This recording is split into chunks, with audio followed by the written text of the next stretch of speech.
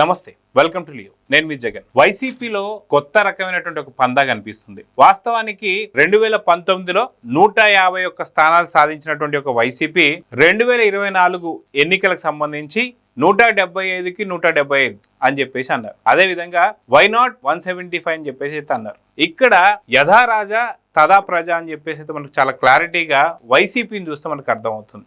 అయితే వైసీపీ పార్టీని చూసి రాజకీయ పార్టీలు ఎలా ఉండాలి, ఎలా ఉండకూడదు అనే దానిపైన కొన్ని మాత్రం నేర్చుకోవచ్చు. అవి ఏంటి అనేది చూస్తే, ఎందుకు యథా రాజా తదా ప్రజ అన్నానంటే, వైసీపీ అధినేత అయినటువంటి ఒక వైఎస్ జగన్మోహన్ రెడ్డి గారు కూడా చాలా త్వరితగతిన అత్యంత ఆవేశంగా సడన్ గా రాజకీయాల్లో ఎదగాలనే ఆలోచన ఏదైతే ఉందో, తండ్రి చనిపోయిన తర్వాత ఆ చనిపోయినటువంటి యొక్క పరిస్థితుల్లో కూడా సంతక సేకరణ చేసి సీఎం అవ్వాలని చెప్పి కోరుకున్నారు. అయితే ఇది కుదరదు అని చెప్పేసి సోనియా గాంధీ గారు, ఆ రోజు ఉన్నటువంటి కాంగ్రెస్ పార్టీకి సంబంధించిన అధ్యక్షురాలు ఎవరైతే ఉన్నారో, ఇది కుదరదు అన్న తర్వాత, ఎందుకంటే గతంలో వైఎస్ వివేకానంద రెడ్డి గారి పైన కూడా చేయి చేసుకున్నటువంటి సందర్భం తెలుసు కాబట్టి ఇలాంటి ఆవేశపరుడిని మనం ముఖ్యమంత్రి చేయకూడదు అని చెప్పేసి అనుకున్నారు. అప్పుడు సోనియా గాంధీని కూడా విభేదించి అప్పుడు ఏం చేశారు, మళ్ళీ కొత్తగా వైసీపీ పార్టీని పెట్టారు, వైఎస్ఆర్ కాంగ్రెస్ పార్టీ. ఈ వైఎస్ఆర్ కాంగ్రెస్ పార్టీకి సంబంధించి కూడా ఇది ఈయనకు సంబంధించినటువంటి ఒక పార్టీ అయితే కాదన్న సంగతి అందరికీ తెలిసిందే. అప్పటి నుంచి ఎన్నో అక్రమాలు అవినీతి చేసిన తర్వాత తండ్రి ముఖ్యమంత్రి స్థానాన్ని అడ్డం పెట్టుకొని సిఐడి కేసులు కావచ్చు, ఈడీ కేసులు కావచ్చు, ఇవన్నీ ఉన్న తర్వాత కూడా షర్మిల గారిని అడ్డం పెట్టుకొని, అంటే తను ఎప్పుడైతే ఈ అక్రమ ఆస్తులకు సంబంధించిన కేసులో, ఏదైతే వైఎస్ జగన్మోహన్ రెడ్డి గారు అక్రమ ఆస్తుల కేసులో 16 నెలలు జైలుకి వెళ్ళిన తర్వాత అప్పుడు తల్లిని చెల్లిని అడ్డం పెట్టుకొని త్వరితగతిన తను సీఎం కావాలని చెప్పి కోరుకుంటూ పాదయాత్ర తను చేసిన తర్వాత జైలుకి వెళ్తే అప్పుడు తల్లి చెల్లితో పాదయాత్ర చేయించి మొత్తానికి ఎలానో అలా వైఎస్ వివేకానంద రెడ్డి గారి హత్యను కూడా నారాసురు రక్త చరిత్ర అని చెప్పేసి అని ఏదో ఒక విధంగా ముఖ్యమంత్రి అయిపోవాలని చెప్పి ఆలోచనతో అనుకోకుండా తను ముఖ్యమంత్రి అవడం మనం చూసాం. అయితే 2019 నుంచి 24 దాకా నిజంగా వైఎస్ జగన్మోహన్ రెడ్డి గారు కావచ్చు, లేదా వారికి సంబంధించిన నేతలు ఎవరైతే ఉంటారో సామంత రాజుల్లాగా పూర్తిగా రాష్ట్రం మీద పడి, అది మద్యం కావచ్చు, లేదా శ్రీవారి లడ్డు కావచ్చు, లేదా శ్రీవారికి సంబంధించిన పరకామణి కావచ్చు, లేదా కల్తీ మద్యం కావచ్చు, లేదంటే భూములు కావచ్చు, లేదంటే ఏవైనా సరే కావచ్చు, అందిన కాడికి అందినట్టు దోచుకోవడం కావచ్చు, ఇవన్నీ కూడా చూసాం. అందుకే ఫలితం ఏదైతే ఉందో 151 నుంచి మధ్యలో 5 లేపేసి 11 స్థానాలు మాత్రం జగన్మోహన్ రెడ్డికి ఇచ్చారు. అంటే ఇక్కడ ఏమర్థం అవుతుందంటే, అత్యాశకు వెళ్ళిపోయి రాజకీయాల్లో త్వరితగతిన ఎదగాలని చెప్పే కోరిక ఏదైతే ఉంటుందో ఆ కోరిక ఎక్కువ కాలం నిలబడదు. వాస్తవానికి ఒకవేళ జరిగినా అది ఎక్కువ కాలం నిలబడదని చెప్పేసి జగన్మోహన్ రెడ్డి గారిని చూస్తే అర్థమవుతుంది. కానీ ఇక్కడ జగన్మోహన్ రెడ్డి గారిని ఫాలో అవుతూ గతంలో సార్ మీరు సైబరాబాద్లో నాటిన మొక్కని సార్ నేను అని చెప్పి చాలా ఆవేశంగా మాట్లాడిన విడుదల రజనీ గారు ఏదైతే ఉన్నారో, యథా రాజా తదా ప్రజలాగా రాజుని ఫాలో అయింది. సేమ్ ఇప్పుడు అదే గతి తెచ్చుకుందని చెప్పి చెప్పుకోవచ్చు. వైఎస్ జగన్మోహన్ రెడ్డి గారు కూడా ఏనాడు కూడా క్యాడర్ని పట్టించుకోలేదు.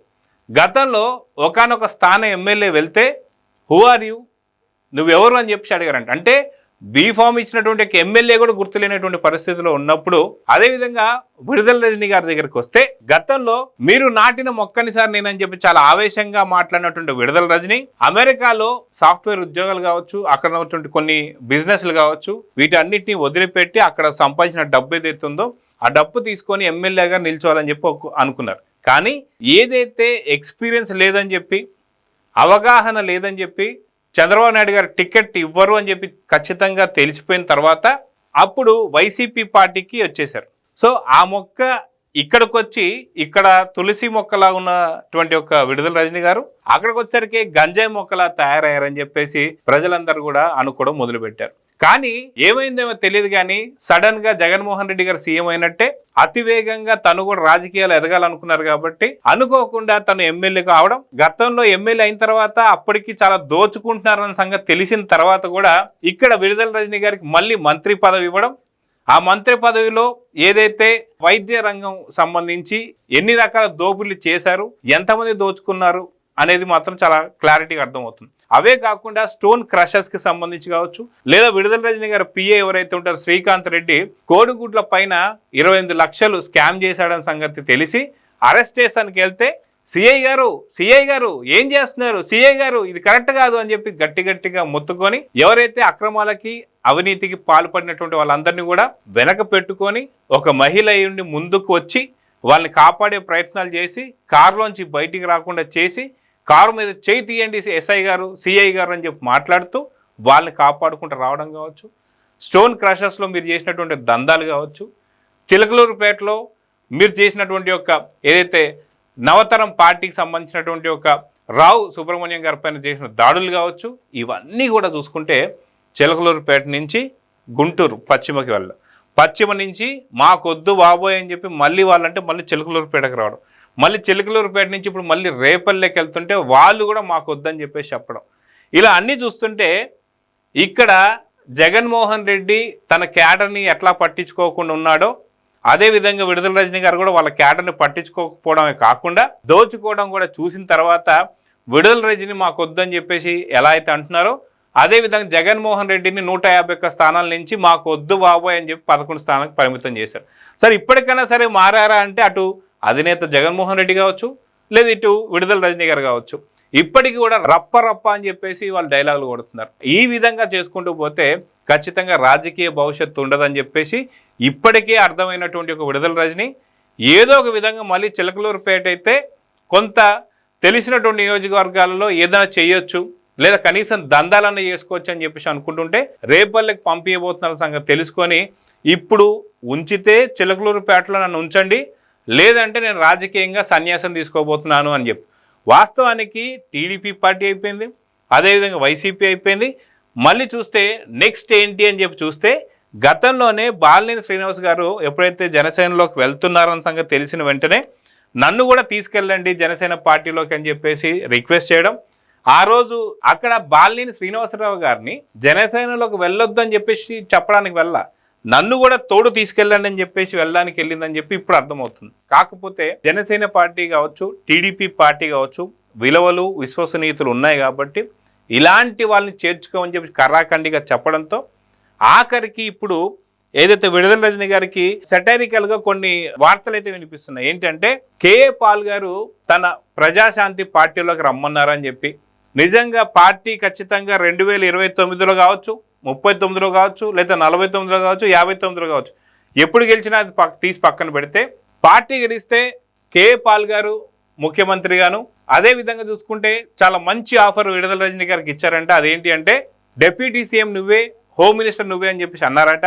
సో ఇప్పుడు ఎలానో టీడీపీ పార్టీ అయిపోయింది, అదేవిధంగా వైసీపీ పార్టీ అయిపోయింది కాబట్టి జనసేనలో ఎలానో చేర్చుకోరు కాబట్టి, కాంగ్రెస్ అంటే అసలు పడదు కాబట్టి ఇప్పుడు కేఏ పాల్ పార్టీ ప్రజాశాంతికి పార్టీకి వెళ్తున్నారా, నిజంగా ఉప ముఖ్యమంత్రి పొజిషన్ తీసుకోబోతున్నారా అంటే నిజంగా సెటైరికల్గా అయితే జోక్స్ అయితే వేసుకుంటున్నారు. మరి దాంట్లో ఎంత నిజం ఉంది?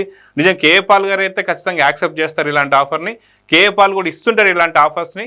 అత్తారింటికి దారేటు అన్నట్టుగా విడుదల రజనీ గారి దారేటు కేఏ పాలా, లేదంటే ఇంకేదైనా పార్టీయా, లేదా పూర్తిగా రాజకీయ సన్యాసం తీసుకోబోతున్నారా? సో మొత్తానికి కాలం ఏం నిర్ణయించబోతుంది. అదేవిధంగా ఇప్పటికీ దాదాపు కొద్ది రోజులుగా ఇలాంటి వార్తలు వస్తున్నా సరే ఖండించలేదు అంటే అక్కడ వైసీపీ నేతలు కూడా చాలామంది అంటున్న మాట ఏంటి అంటే ఖచ్చితంగా మౌనం అర్ధాంగీకారం అన్నట్టుగా ఖచ్చితంగా విడుదల రజనీ గారు ప్రజాశాంతిలో కావచ్చు, లేదా పూర్తిగా రాజకీయ సన్యాసం తీసుకోవడం కావచ్చు, లేదా కంప్లీట్గా తన దగ్గర ఉన్న డబ్బు దోచుకున్న డబ్బు ఏదైతే ఉందో అది ఇప్పుడు యుఎస్కి కట్టేసుకొని కొంత ఆయన పూర్తిగా కంప్లీట్ సిటిజన్షిప్ తీసుకోబోతున్నారా అనేటువంటి వార్తలు అయితే వస్తున్నాయి. మొత్తానికి ఏం జరగబోతుందో చూద్దాం. మరి నమస్తే. Please subscribe to Leo news for more videos.